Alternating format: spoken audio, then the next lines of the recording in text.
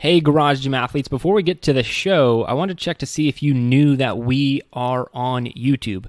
We've been on the platform for a while, but only more recently started to get serious about some video content. So while the podcast will meet most of your needs, some things simply need a visual explanation. So if you want more on concurrent training, programming, garage gyms, head over to YouTube, search Garage Gym Athlete, and subscribe to the channel. I look forward to connecting with you on another platform. All right, let's get to the show. What's up, ladies and gentlemen? Jerred here from Garage Gym Athlete. I'm with Joe Courtney. How's that? It's a little Sounds so different. official right now. Yeah, that was Like good. you got a teleprompter or something. Yeah, anything you put on it, I will read, and Okay. it was tough. Okay, so let's get into a few things today. We'll give you guys an update on our lives because that's the most important thing that we do here.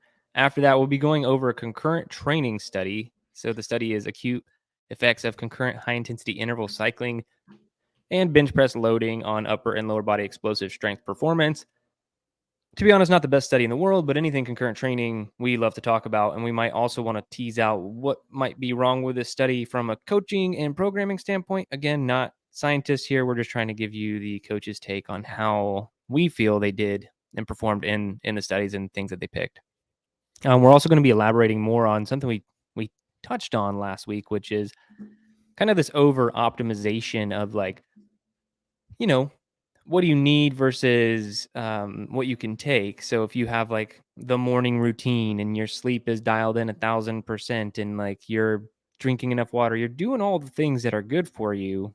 Can that actually be to your detriment over a longer period of time when life calls on you to be a touch more resilient? So we're going to be talking about that a little bit more. And then we have a nice Meet Yourself Saturday today that Joe will brief. But let's get into life. Joe, how's life going?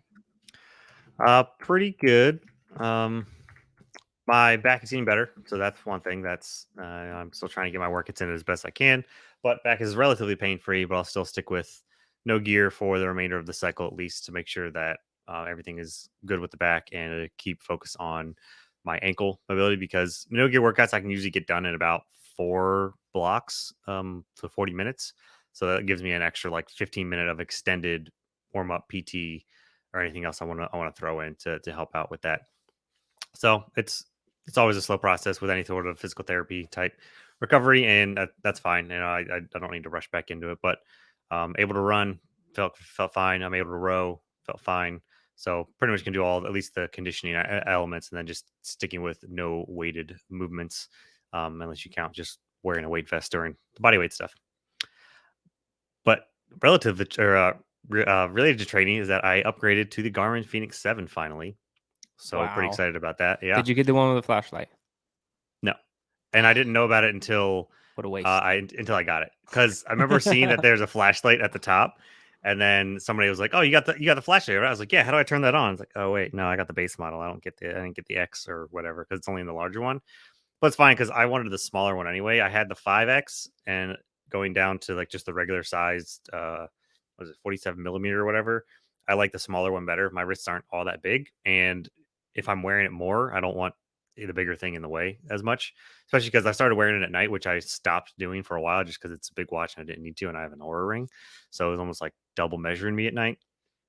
But it is good. I really like it. I surprisingly like the touchscreen a lot more than I thought I would to go through all my stuff, which is Mm-hmm. pretty nice. I don't use it a ton, and it's also nice because when you start your workouts or whatever, you can set it so that the touchscreen automatically disables during workouts, so only the buttons work and things like that. So I like it. I wasn't blown away by the heart rate sensor. I thought, they talked about this, that the 7 has the newer, more accurate heart rate sensor.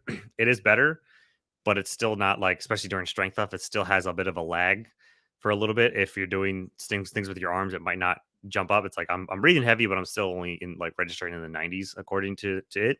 But during like conditioning, it's good. I haven't ran with it. Usually when I run, I'll wear the chest strap anyway. But apparently, if you run with it, it's supposed to be about as accurate as a chest strap monitor. So I don't know if I'll test that. I might.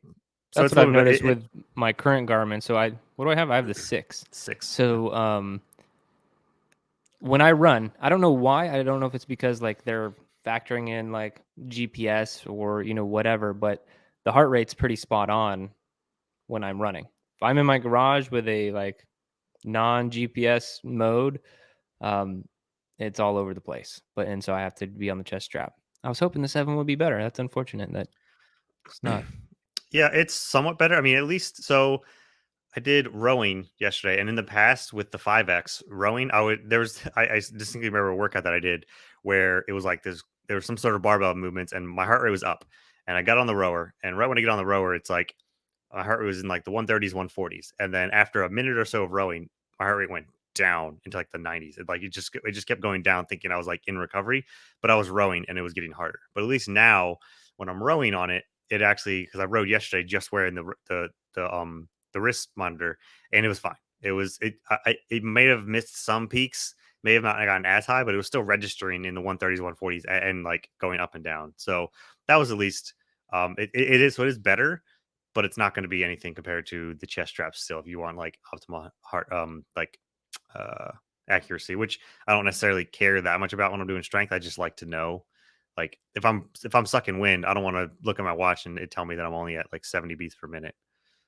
Yeah, I mean, that's what's super frustrating about it. Like if you're doing the challenges that we're doing, you're trying to track calories, and it thinks your heart rate's at 90 and it's at 150. There's a big difference in how many calories are clipping off each second. You know what I mean? So Yeah. that is frustrating. I don't know why they can't figure it out because I like Garmin the best. Like I love Garmin watches, but seems like Whoop and Apple figured out the wrist shit a little bit better Yeah. than Garmin did, and I don't know why. It's like that's the last piece they put in there, or maybe because maybe it's all just a ploy because they sell chest strap monitors. So it's like, well, if you want the best, you just gotta upgrade to the chest strap. Like, oh, It's I see what you're ridiculous. doing. Yeah, but it's great. I still like it a lot. Still figuring out some things. I like a lot of the different data fields, and like I can do like charts now for heart rate, so I can actually see like the waves going up and down. So that's cool. And the very last thing is also a super cool thing. I was pulling up to our garage a couple of days ago. I think it was over the weekend, and I saw our new neighbor just moving in 2 doors down, 2 garages down, so all of like 30 feet. And I saw him walking into the door through because our garages all point are behind our house. So I'm walking in and I see the back of his shirt and it says "Meet Yourself Saturday."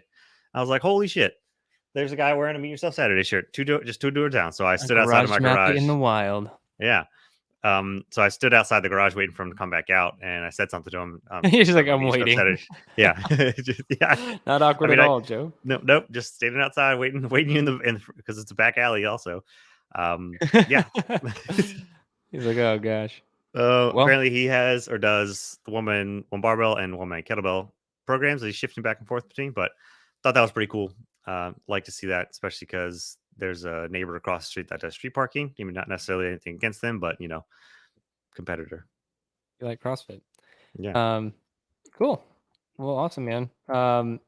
Yeah, I've been texting back and forth with Mr. Morgan, who also got the 7 like you, and you know, I'm really He didn't struggling. put any time into learning the watch because after like a week of me having it, I would text him things about like what to do, and he's like, "No, I don't know how to do that. I just ignore it." Like you can turn off notifications when you work out.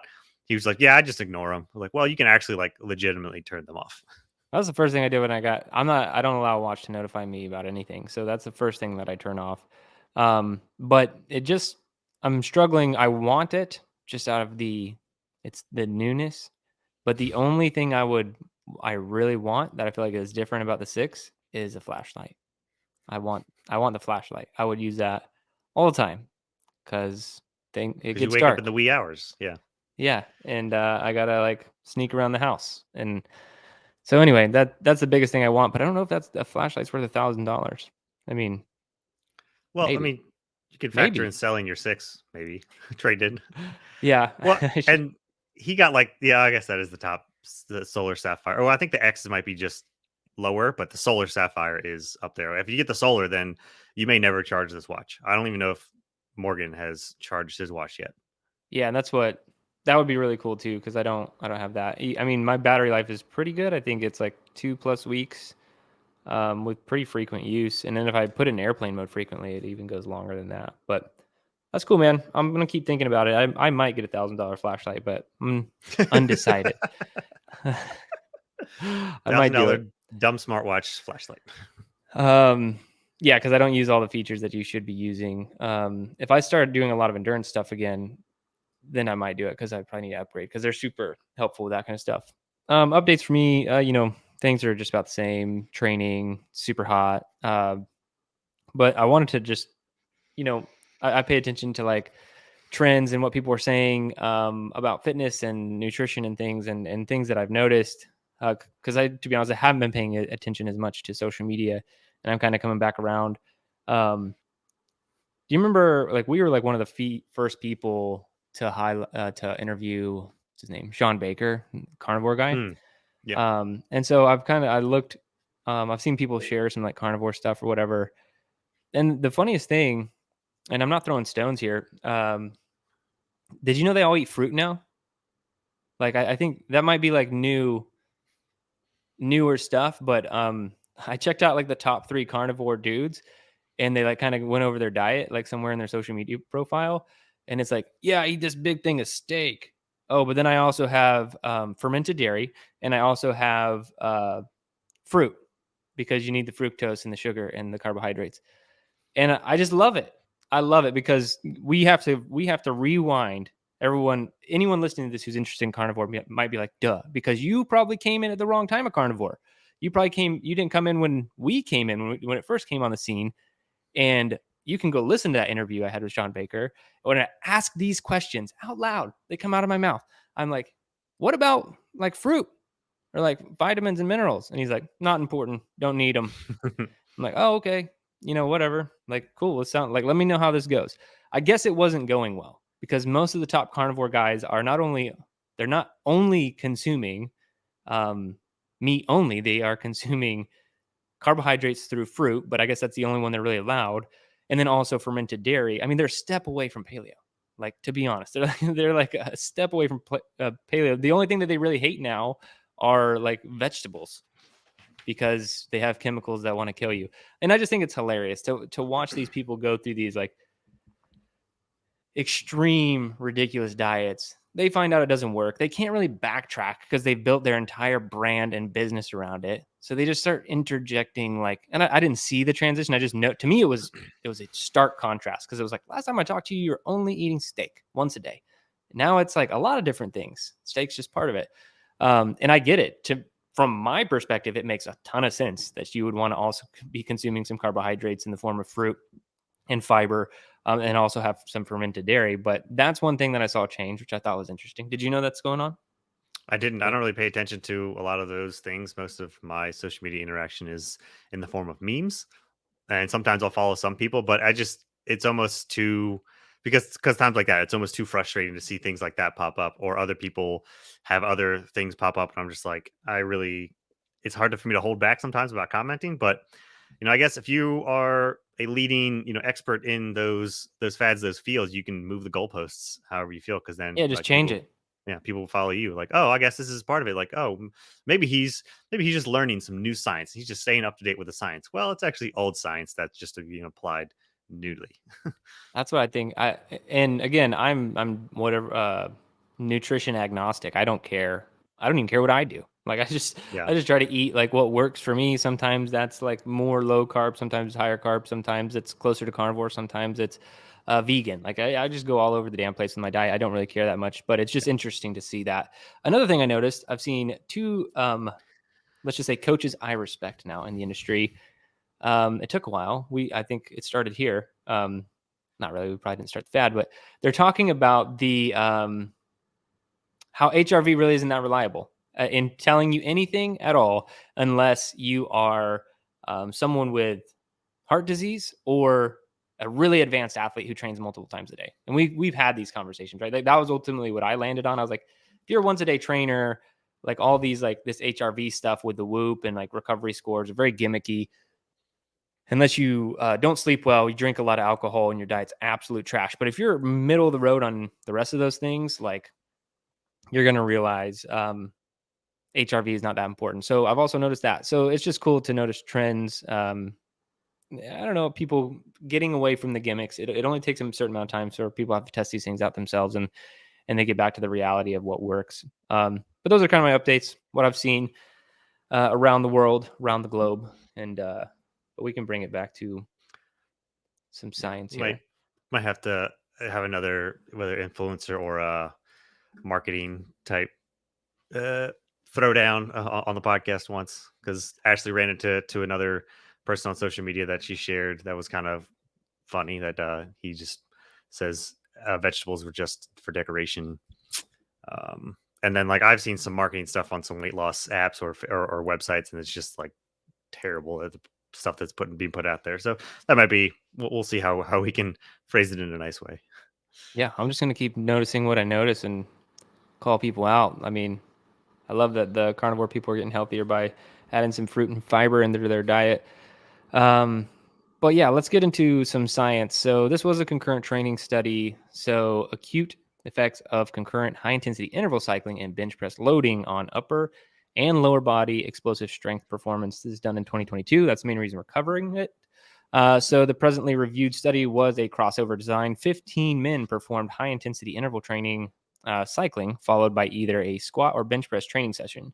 Researchers assessed explosive strength, velocity at 60% of their 1 rep max was the explosive strength that they were measuring. So they're just measuring how like barbell speed and to see if there was any loss.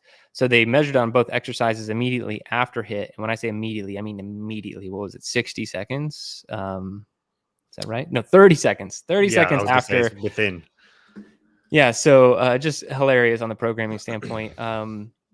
And then immediately after each training session, and then 24 hours after is when they were measuring the explosiveness. So ultimately, kind of, I'm just going to jump to the takeaway. We can kind of nuance this out a little bit more. Um, but explosive strength for squat, not bench press, tended to decrease. So squat, 5% bench press, 1% following high intensity interval cycling. Additionally, explosive strength on both exercises decreased immediately following both training sessions, but recovered 24 hours post training. So let me just put this in perspective real quick. What happened? They put people on a bike and made them do 4 sets of 4 minutes of cycling at 80% of their peak power output. Then within 30 seconds of hopping off after your last interval, which isn't even a proper rest time, they had you doing either 3x5 or 3x3 at 80% of your 1 rep max in either the squat or the bench press. 30 seconds after pretty much very high intensity cycling. And then they were surprised or proved that you were slightly less explosive. Was it 5%? Still not even that Yeah. crazy. 5% in the squat, 1% in the bench press after you're incredibly fatigued. And so it's not the takeaway that concurrent training doesn't work. They're just more like, you guys might want to pay attention to this, because if you have really bad programming that doesn't take anything into account or any thought at all, this is my takeaway, you might view concurrent training not as effective as you were to separate them. So anyway, that was what they did. But we can tease this out a little bit more. What were your thoughts on the study? Yeah, I thought it was kind of a terrible design. I was wondering what were they actually trying to test? And the conclusion was their exact hypothesis. So it was like they designed a study to just prove themselves right, but why? And so I don't know if they were trying to like, okay, now that concurrent training has been proven effective, that you can do strength and condition at the same time and get benefits of both. That they don't, there's the interference effect is very minimal. Maybe they're trying to like really boil down to like, okay, now when, like, how close of interference effect can we get? What Mm-hmm. is the absolute parameters? Like, okay, well, now we know we can't do strength within 30 seconds of high intense interval training. I feel like only advanced athletes might even be below zone two or below zone three into zone two at that point to lift. So maybe that's the only thing I can think of was maybe they're just trying to like go to extremes and really have defined parameters of an interference effect. Other than that, like, yeah, it was kind of weird. The one thing I did like about it was that they were all given 50 grams of maltodextrin, so a carb pre-workout, just Mm-hmm. to make sure, which is good because if you're doing a high intense interval training, then you're gonna pretty much gonna get rid of your glycogen stores, or at Right. least come pretty close, so that at least you can't chalk it up to, oh well, they just had zero energy left to be explosive. Well, they actually had some sort of pre-workout carbs, so that was good. I like that they did that. Made a ton of sense. Other than that, like, velocity, and the another takeaway would be actually is that they tested again 24 hours later, and the velocity returned 24 hours later. So like the high Right. intensity training, explosive, and then like that went down right afterwards.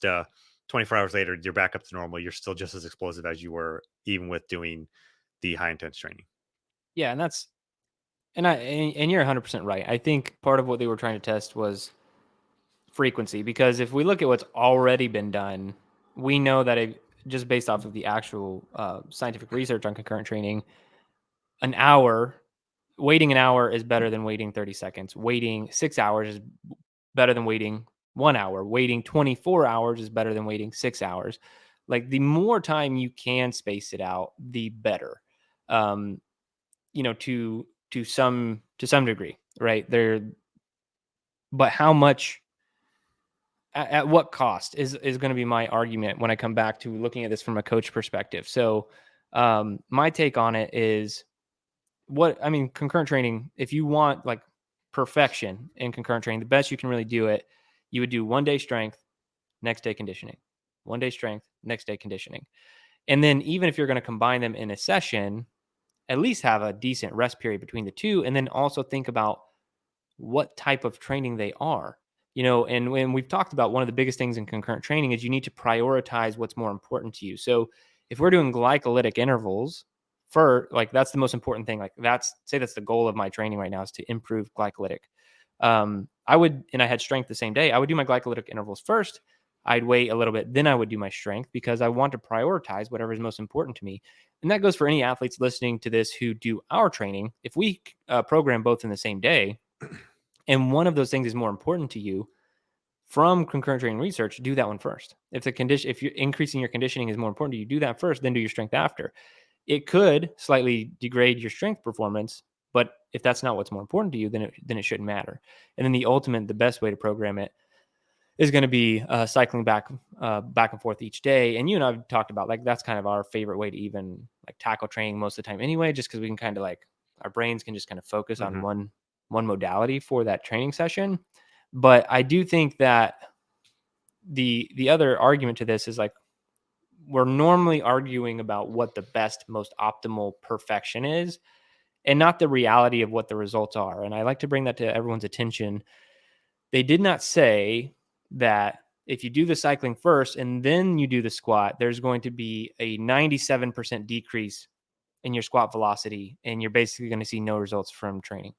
They said it's around a 5% loss in your velocity, which over the grand scheme of things, you're putting in the volume, you're putting in the work, you're being explosive, you're going to still see results.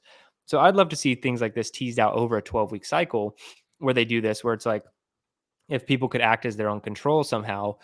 But say you just did this programming, you tested squat 1 rep max at day 1, and then you tested squat 1 rep max at the end of the 12 weeks following the poor programming, what they did. And say your back squat went up 50 pounds, or that's a lot. Let's just say it went up 30 pounds in 12 weeks.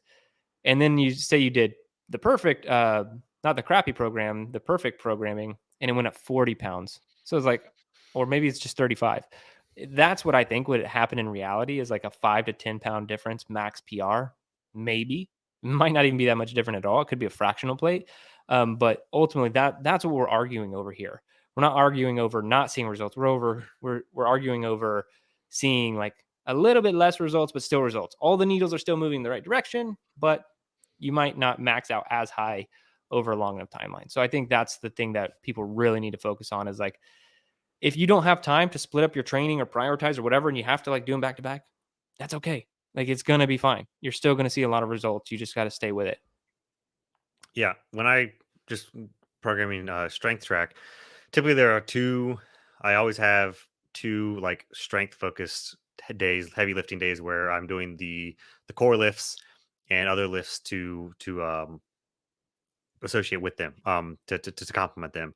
And then when I do the conditioning, the strength that I do on those days is more of accessory stuff, more of extra stuff, balancing, almost like body geo or just extra work that I'm getting. And then we're doing the conditioning because we've already hit the major strength parts. This is just a little bit complementary to it. And like with your squat example, like last year, 2 years ago was last year was when I was 1 year going for my squat PR. I wanted to get 40 or 400 pounds on the squat, and in order to do that, I had to add 40 pounds to my squat in a year, and I was still running once a week, like extra 3 to 5 miles once a week at least, on top of the other conditioning, on top of with the strength track. So like, and that was just it's on its own given day in between as like a rest day, but I would still go for run. I would do intervals and stuff like that, and I still added 40 pounds to my squat. So like you can still do it, and maybe I would have hit that like 2 or 3 months earlier if I just really wanted to focus on the squat, sure, but I didn't feel like I needed to. I felt better taking a little bit of a longer approach about it anyway. So it just depends on what you really want, and what your urgency is. Yeah, and I think that's the biggest thing that people should take away in our training or whatever is just one, prioritize what you want to focus on. However that means, even if it's following our programming and you need to do something first and something second. So prioritize the order. Second, if you're doing your own programming, and we have already done this for you, separate sessions as much as you can. 6 hours to 24 hours is the kind of the sweet spot for mitigating that interference effect. But then ultimately, lastly, if you can't do any of those things, I would just say don't worry about it. You're still going to see results. It just might not be the absolute perfection that people might be chasing. But if you're not walking into a competition or the Olympics or whatever, then I wouldn't worry too much about it. Be my takeaway, because ultimately it's all going to work, right? And if I have any positive thing to say about CrossFit, it would be, I mean, if you do look at their top athletes from a completely anecdotal standpoint, they seem to juggle it quite well. Mixed modality training all the time, right? And I think that is the most fascinating thing about CrossFit. And again, these top, I'm talking about their top like CrossFit Games athletes. They're doing multiple training sessions. It might be strength, and then it might be an endurance, then it might be multiple metcons. Like they're mixing up a lot of different stuff, and they're still like seeing results in most of those areas. But nothing's ever crazy. Like when people think CrossFit Games athletes are strong, it's kind of funny because it's like, well, you're comparing them to other CrossFit Games athletes. You're not comparing them to strength athletes, in which these people would be incredibly weak, to be honest, like in comparison to like strongman or Olympic weightlifters or powerlifters. But they're still seeing progress, and they have impressive numbers in all of these areas. So that's one thing I think they are kind of proving, that, because CrossFit is just a form of concurrent training, that you can mix it all together and it's not that big of a deal. But the only con for trying to take that information and then give it to the average Joe is that they are training 5-6 times a day. You're training once. So that's why I really feel like the one Metcon a day approach doesn't actually work for that many people, unless you are just getting into the sweating and burning calories phase, which is fine. But if you want like your strength numbers to increase and your endurance numbers to decrease, it's going to have to be more structured than that. So that's where my CrossFit problem comes into play, is when you whittle it down to the end user. But for the games athletes, it seems like they're managing quite well and showing the world a lot of stuff in that regard. Yeah, they're pretty close to concurrent training from what I've seen of competitor type programming. It's like concurrent training at like max, maximal level, because of just how many different things they're doing and how many times they're doing it per day. It's crazy. Anything else on this study, Joe? Nope. I mean, we were always going to cover concurrent training and always have an excuse to talk about it. Love talking about it. All right, cool. What's up, guys? Did you know that I wrote a book? Kind of crazy that it's out there and I almost never talk about it. The book is called Killing Comfort. And what you may not know is that I just lowered the price of the book to the lowest allowable level on Amazon. And you might be asking, why would I do such a thing? And the answer is because I want to put my money where my mouth is and prove I am here to help as many people as I possibly can. And I won't have the price of the book stand in the way. It's also on Audible if you want to hear me read it, but I can't actually adjust the price there. It's automatically set by Amazon on that platform. Either way, you can go to Amazon or killingcomfort.com and get the book at its lowest possible price. If you like the book, I'd love a positive review and 5-star rating if you see fit on Amazon. Leaving your review is a great way to help us help more people. All right, back to the show. All right, so now going to the topic, does optimization make us too comfortable? Does it make us less resilient? That's what we want to talk about. We're going to kind of expand on that a little bit today. I'm going to start with you, Joe. What are some of your thoughts on this? And so when we're talking about optimization, in my mind, it means you're following all the E3 elements. You're getting the sleep that you need. Maybe you have a chili pad and you sleep with a night mask and your sleep's perfect. Your nutrition is just on point. You know, doing everything you can. Your hydration's great. All those things are awesome. And it's making you live more optimally, probably helping you live longer. But then when things happen in life or you're traveling or whatever, and those things get turned upside down, you don't perform as well and you feel crappy and you have a lot of excuses, or people can't in general. I'm not saying that everyone does this. So what are your thoughts on too much optimization? Is it a problem? So I think I apply. It's almost you can apply like the 80-20 rule here, or even like the 90-10. Like, yeah, we definitely have our bed. Our bedroom is basically a sleep chamber. It is like there for recovery. We have the chili pad. We have. I just got an awesome body pillow that's cooling. We have air purifier. All these things, but we don't avoid going away from our own setup and traveling, going to things, sleeping in weird places. I mean, we this last year and a half ago, we did Kilimanjaro, where we slept in tents for a week going up the mountain, and that was rough and it sucked. But I mean, honestly, it makes you appreciate the setups that you might have. But the main thing that to me is for optimization is that as long as you're not avoiding those like uncomfortable times, as long as it's not a hindrance, and you're just like, oh well, I can't do these certain things. I have to have my optimal setup in order to do it. Then I think you've reached a point that's too far that you need to like kind of dial it back, or at least like get in some sort of more some more killing comfort, or whatever you want, or you're just using your own optimization as sort of a crutch. As long as it's not getting in the way of actually seeking being uncomfortable, then I think you're fine. But that's when I think that's the line of, if it starts to affect your judgment of what you do, like you can't do certain things without certain things, so certain comforts, then you might have to sort of reevaluate and adjust. Yeah. And I feel very similarly on that. Like, I do have everything pretty dialed in when I'm at home. And then when I travel, it's quite a bit different, and to some degree, I think there are some things that you should um, be okay with. Like, if I go from eating a really clean diet for months on end and then I leave, well, I'm not actually ever going to, let's just say I go on a week long trip. So 7 days, and let's just say 3 meals per day. I won't in those 7 days make 21 bad choices, between every single meal over that 7 days. So I do think that that's one important thing to notice, because I think if you do go from a really optimal state to the complete inverse of that, you are going to feel pretty crappy. It might even ruin your experience. I remember, I'll never forget that one time I went on vacation and we were in Colorado. We were going on a hike on this mountain the next day, and I like never really drink alcohol, or at this point I had like completely like reduced it. We're talking like 2 drinks a year level, like drinking alcohol. And then we were with some friends and we had some wine. And I don't know how much I had. I mean, you never really know if you're not measuring it out, but it was probably like 3 glasses of wine. But how large those glasses were was like where we could argue about how many true glasses of alcohol it Yeah. was. And so I got a pretty bad hangover that next day unexpectedly. And to the point where like we were going early to hike, to where I just felt kind of crappy on the hike. And I was so angry. I remember just at my decision to have done that, I was like, I was looking forward to this hike. I feel like crap right now.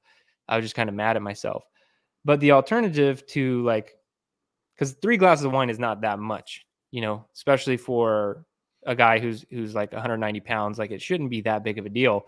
But the alternative, the other way I could like have zero problems with that is to drink like 3 glasses of wine like every other night or every night. That way I'm super prepared for when I go to Colorado and drink this. So I wouldn't want the inverse. You know what I mean? I wouldn't want to prepare my body for being able to handle stuff like that. But I do think, and I've definitely relaxed on this over the years. Um, you got to run a little diesel through the engine sometimes. Like I wrote an article when I came out of special operations. It's called like 7 lessons learned from special operations or something like that. And I wrote it as soon as I got out of active duty.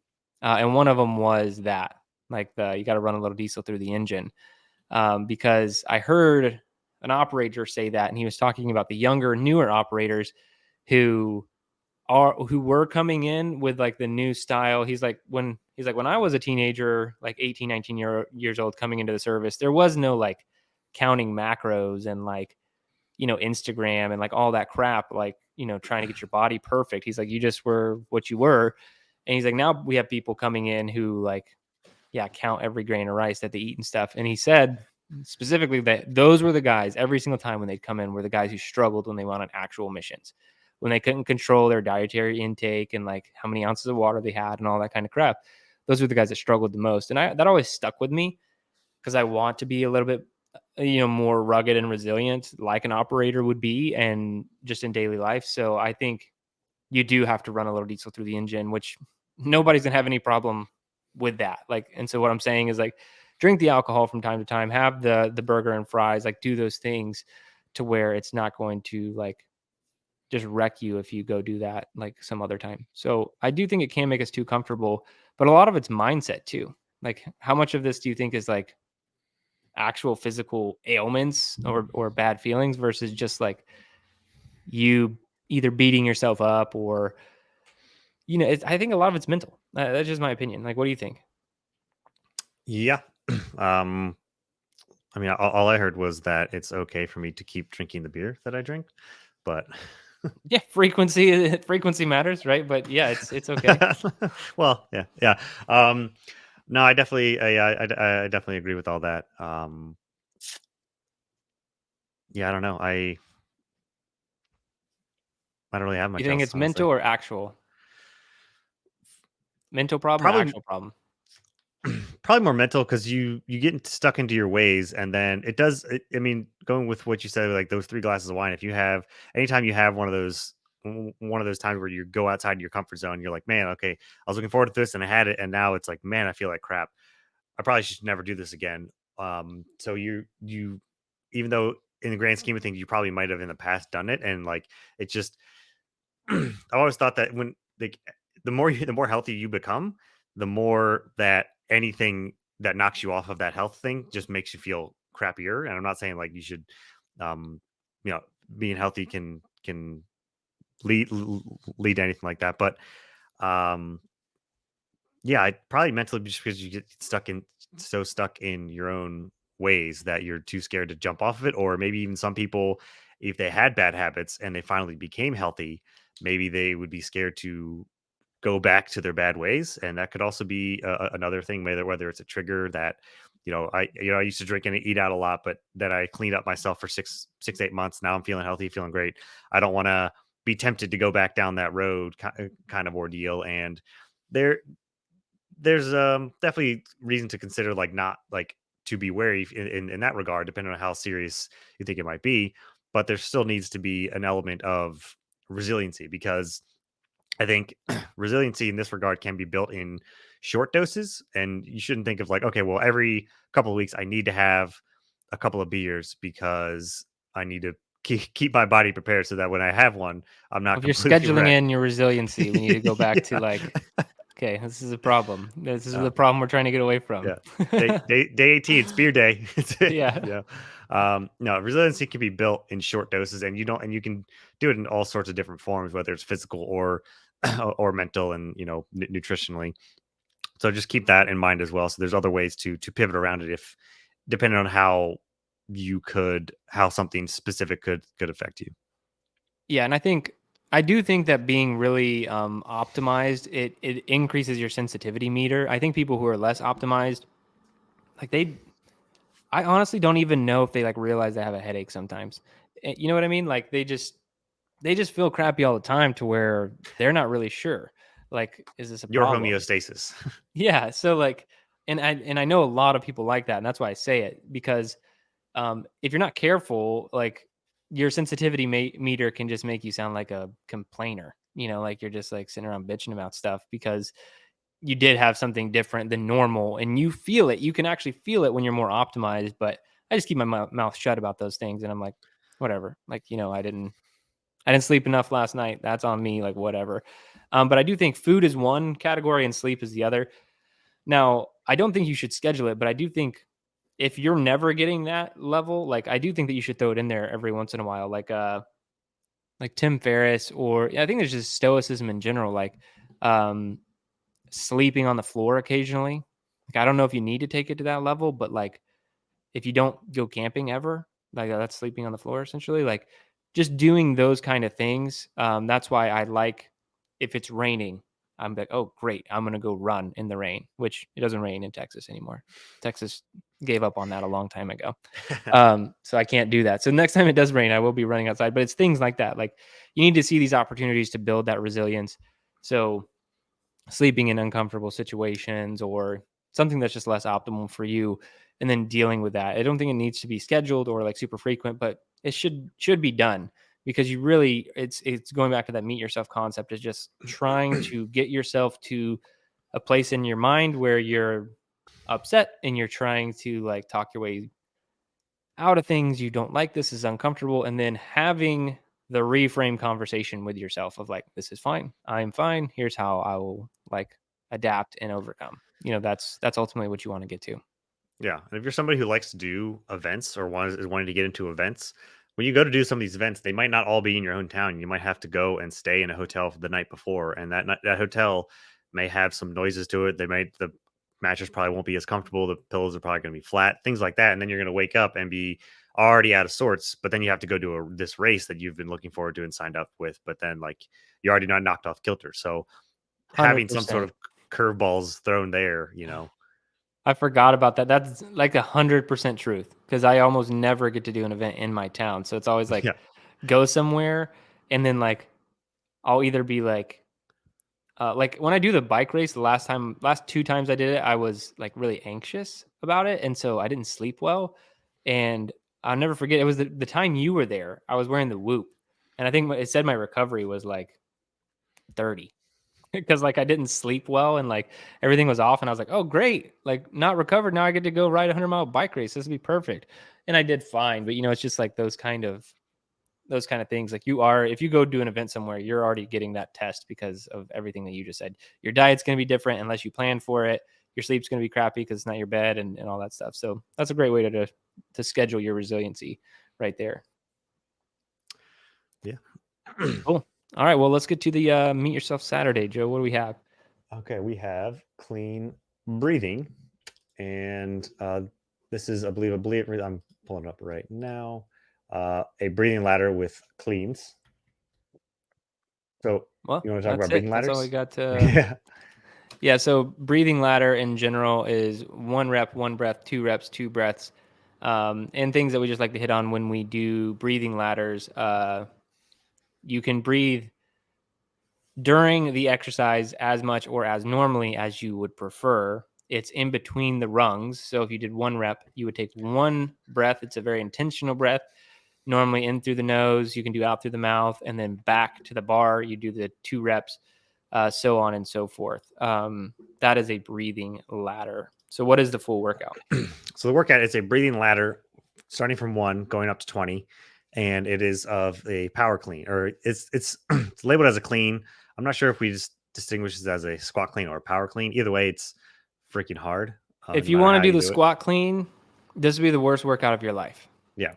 I mean, I might even put it as top worst meet yourself Saturday if you're doing a full squat clean, which is what a clean is. Because I didn't say hang clean or power clean. It's clean. So that typically just means full squat clean. Um, it will be awful. So Yeah. I mean, you could do a squat clean with a med ball, and this still wouldn't be enjoyable. Well, think about how many you're doing. I don't want to do the math right now on Yeah, it's some live, sort but of like 20 plus 19 plus 18 plus 17 plus 16 plus 15 plus 14, yeah, all the way down to all the one. way That's a through. lot of Yeah, freaking reps. So, what does that mean? Weight selection should be minimal. Like, yes, you're not trying to prove anything here. Like, empty bar would be great for a lot of you. Just practicing, maybe put some tens on if you're decent with a clean. If you want to go up from there, go for it. Like Joe said, you yeah, could do a med ball and you'd be fine. But like, I would start light if you've never done this one before. Very yeah. light. I think funny enough, the first time I ever did a breathing ladder was a 1 to 15 to 1 of power Oh, back clean. down to one. Yeah. Yeah. And I've always been really good at clean. So I think I put 135 on there and I was good till like 7. And then I was just like hit a wall and I was like, holy crap, this is terrible. And I think I got to 10 to the tens before I had to knock it down. And even then, like I was sucking wind. I think I took a little bit longer of a break than I needed to, and then my thumb started ripping. Yeah, it was not good. But this is a 1 to 20. There's no dip back down to 1, so you just 1 to 20. So 1 rep, 1 breath, 2 reps, 2 breaths all the way through. Biggest thing is to make sure those breaths are long and intentional, because the deeper the better the breaths are, the more rest you have. And I always like to, whenever I do cleaning ladders, I always have a box nearby, because I'll go. I mean, after the couple of rests, because the rests get a little bit longer, I'll go and I'll sit down and I'll have my hands like on my knees away from me. Or you can even, as we've learned with a study a while back, to bend over, have your hands on your knees to breathe better, not your hands on your head. So those are the main things that when you are recovering for your breaths, try and get yourself make your breaths as deep and as intentional as you can, and put yourself in a position for your heart rate to somewhat lower. Yeah. I actually, the last time I did this, it wasn't that long ago. Maybe it was programmed Hard to Kill or something. I did one with my brother. Um, and, just few things that I noticed, because I would be a more seasoned athlete attacking a breathing ladder, and he would be a more novice beginner athlete attacking a breathing ladder. Is my breaths, and this was even me like briefing him how I would anybody else before we started. My breaths were very long and intentional. I would actually sit kind of in like the crisscross applesauce, like meditative position, and breathe with really big belly breaths after I got past like 5 or something like that.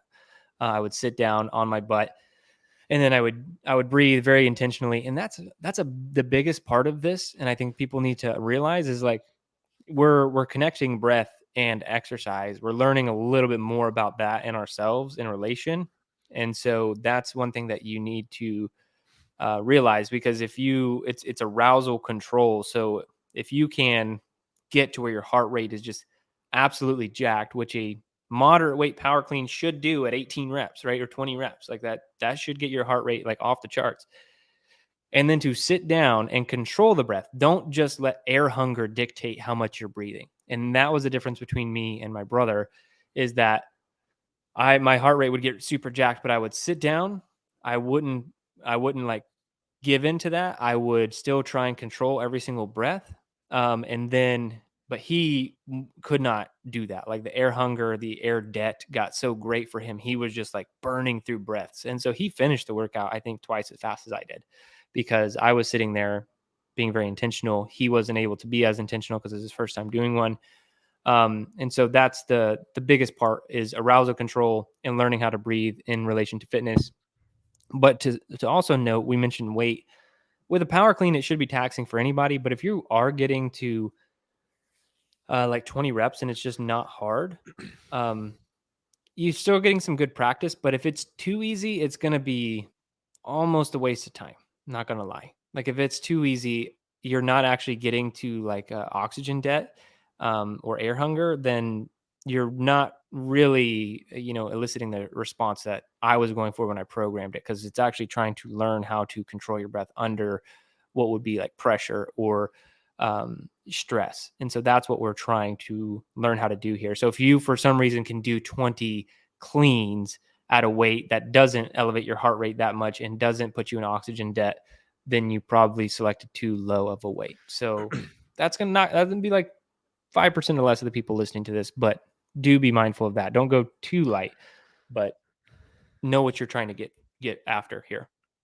Yeah, this was always a mental struggle for me because you have to fight your natural urges to just start sucking wind and like to try and recover, and you only get so many breaths to recover. So like sitting there trying to be deliberate, like I really want to breathe a little bit heavier, and then I can't, and it's almost like really on that like 7 to 9 range. There's a time where I almost felt like dizzy while I was trying to breathe and recover because I wanted to breathe a lot more. I needed more. My body felt like it needed more oxygen, but it wasn't adapting to the slower, more deliberate breaths. So there's definitely this is definitely a mental struggle, no matter what kind of breathing ladder you do.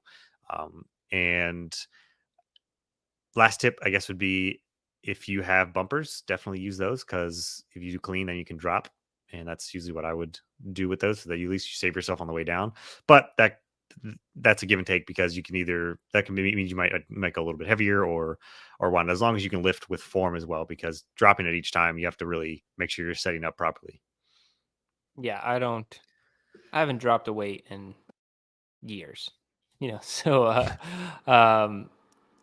I forgot you could even do that. But one thing I was going to say is definitely a book that people should check out is The Art of Breath by James Nestor. We covered this book on the podcast, but there is a section there where he talks about athletes and whatnot, and you'd be surprised. Like breath work in athletes is a big deal, but it's not necessarily just increasing lung capacity and how much you can hold. It's actually being able to better deal with the carbon dioxide in your body and in your blood. And more elite athletes can deal with that better.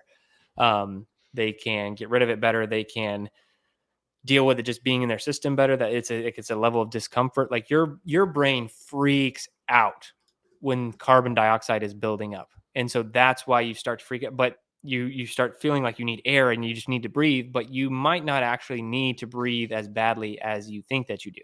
Now, I don't want to go any further than that in coaching you because I'm not trying to get you to hold your breath until you pass out or die or like whatever, But the more you can deal with carbon dioxide, the better athlete you'll be because you won't get into those situations at higher heart rate intensities where you just feel starved for oxygen. And it's not that you'll necessarily have more oxygen. It's just that you can better deal with the carbon dioxide. And so you can learn more about that in his book. Really, really solid and a lot of great information there. And that was actually, I thought, really interesting when we first covered that, because it's just an interesting point that you can expand on in your training. But Yeah, I think all I got for clean breathing. yeah, that's it for this one, guys. If you've been listening to the podcast for a while, as I've mentioned, we're doing some new stuff. We're on YouTube, I'm doing a lot of different things. So you're going to hear different announcements in the middle of the podcast, beginning of the podcast. Just doing all sorts of stuff to try and get the Garage Gym Athlete message out there to more people. So we'll be asking you guys to share podcasts around, subscribe, review, and all these things. And if you are, one of our longtime athletes, I really would appreciate it. Joe would appreciate it too, right? I mean, Always. Yeah. yeah. Do me Joe a would favor. appreciate it. So we would all appreciate it if you shared it. And we don't really care. Like I said, we're not trying to get like, we want authenticity. We've done some different things in the past, but this is just an ask. We don't have sponsors. If you're supporting us through our programming, I mean, to be honest, that's enough. We really appreciate it. But if you guys want to share the podcast around, have other people listening to this, we would really appreciate that because it just helps out a lot. And things we're doing with both the Killing and Comfort book and Garage Gym Athlete book, just dropping the prices on those to just get those books in as many hands as possible. So it's nominal fees, as low as Amazon will allow me to charge, pretty much is what we're doing there. So go grab the books if you want to get started there, or even share those with your friends. Anything that we can do to expand the podcast and grow it even bigger, that's the goal right now. And we'd love your help in doing that. But that's it. That's all I got for this one, guys. Thanks to the community who does make this what it is. And we appreciate you guys being consistent and being awesome. If anyone wants to try out the training, go to garagegymathlete.com, sign up for a 14-day free trial. But that's it. And remember, if you don't kill comfort, comfort will kill you. Athlete Podcast. If you want to learn more, go to garagegymathlete.com. You can learn about our training. Let us send you a copy of our book, The Garage Gym Athlete, or you can even get featured on the Garage Gym Athlete podcast. Thanks for listening.